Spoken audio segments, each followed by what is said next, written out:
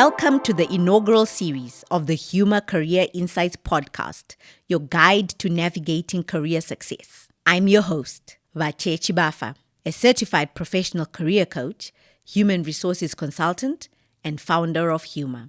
Whether you're just starting out or transitioning after years of service, this podcast is your go-to resource for invaluable tips and strategies. In this first series, we are diving into the topic of career transitions, especially pertinent during these uncertain times.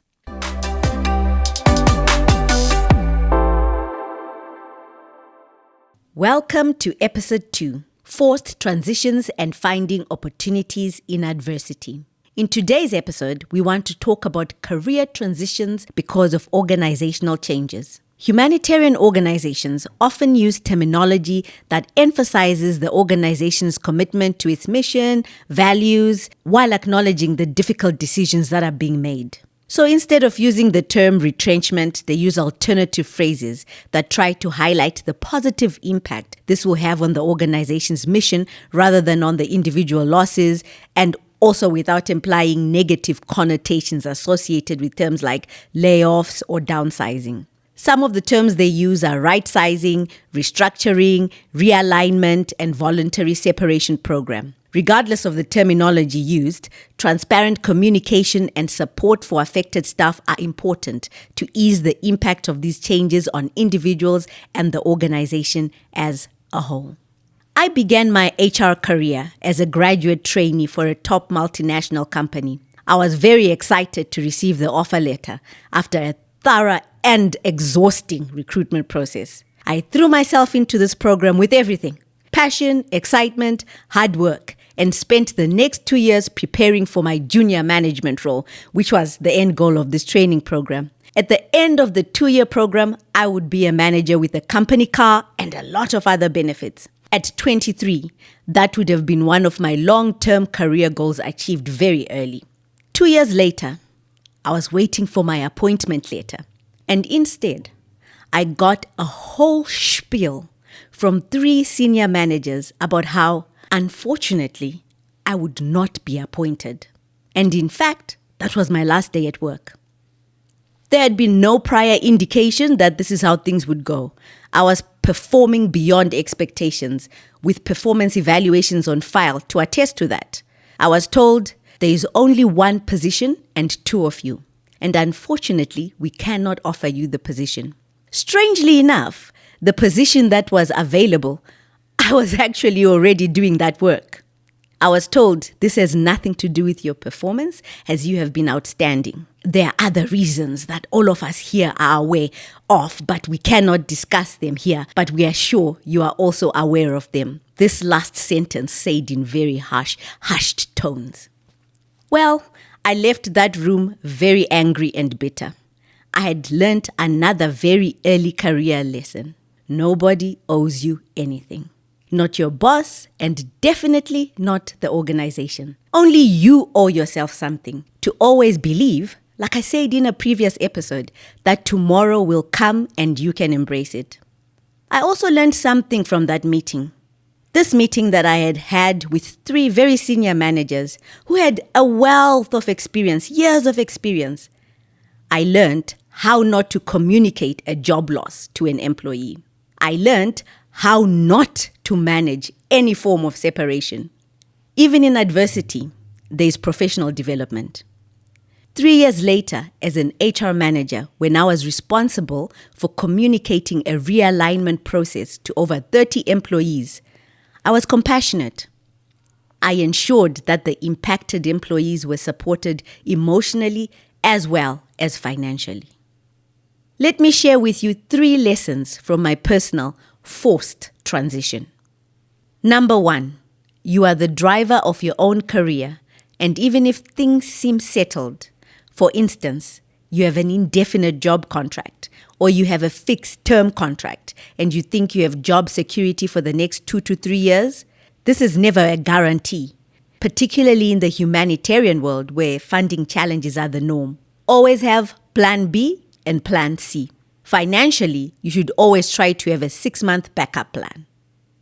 Number 2, always prioritize personal development. and in any role or organization that you work for, learn, learn, learn. Your job can end, but the knowledge and skills you learn, that is something that cannot be taken away from you. Number 3, separate the emotions from the decisions. I mentioned earlier that I was angry and bitter, but that's because in my youthfulness, I trusted that life was fair or decisions would be fairly made. But when the decision was made, just because it was made against me, I took it personally and felt it was unfair. Maybe it was. But I had to learn to process the emotions separately from the decisions that I had to make, such as starting to look for a job a few months before my wedding and all the other financial commitments I had. You are listening to the HUMHR Career Insights podcast. Remember to follow, rate, and share. Navigating career transitions after a forced move has unique challenges, such as rebuilding confidence and exploring new career paths that you might not otherwise have needed to. Remember that, more often than not, this job loss was not due to your performance, but it was expedient for the organization at that particular time. Taking you back to my forced transition, I did throw myself into a job search and discover that there was a whole professional landscape out there waiting just for me. I dove into my new opportunity with amazing clarity, and most of the professional network and relationships I have now are as a result of this forced opportunity. After processing the emotions and the loss, I learned to practice gratitude. I am thankful for those 2 years of the graduate trainee program. I learned some invaluable skills and had a good grounding for future opportunities. Most importantly, I took away with me lifelong relationships and am still pretty close to my fellow graduate trainees. If you are facing a realignment or restructuring right now, recognize that setbacks and failures are not permanent, but are rather temporary setbacks on the path to success. During one of my coaching sessions, I learned a new word, ikigai. Ikigai is a Japanese concept that loosely translates to a reason for being or a reason to get up in the morning. It represents the intersection of what you love, what you're good at, what the world needs, and what you can be paid for. In essence, ikigai is the pursuit of finding your purpose or calling in life, where passion, mission, vocation, and profession intersect. It emphasizes the importance of living a fulfilling and meaningful life by aligning your actions and values with your sense of purpose. As Miles Monroe said, the greatest tragedy in life is not death, but life without a purpose. So reflect on your values, passions, and long-term goals to find meaning and purpose in adversity. Ask yourself, what opportunities may be present for pursuing your passion or making a positive impact in the world? Thank you for tuning into this episode of the HUMHR Career Insights podcast. We hope you found the discussion on forced transitions and finding opportunities in adversity insightful and empowering. Remember, navigating your career path can be challenging, but with the right strategies and support, you can achieve your professional goals. If you have any questions, feedback, or topics you'd like us to cover in future episodes, we'd love to hear from you. Feel free to reach out to us on our website or social media channels. Don't forget to follow and rate our podcast to stay updated on the latest episodes and share it with your colleagues and friends who might benefit from our insights. Until next time, take care and stay inspired.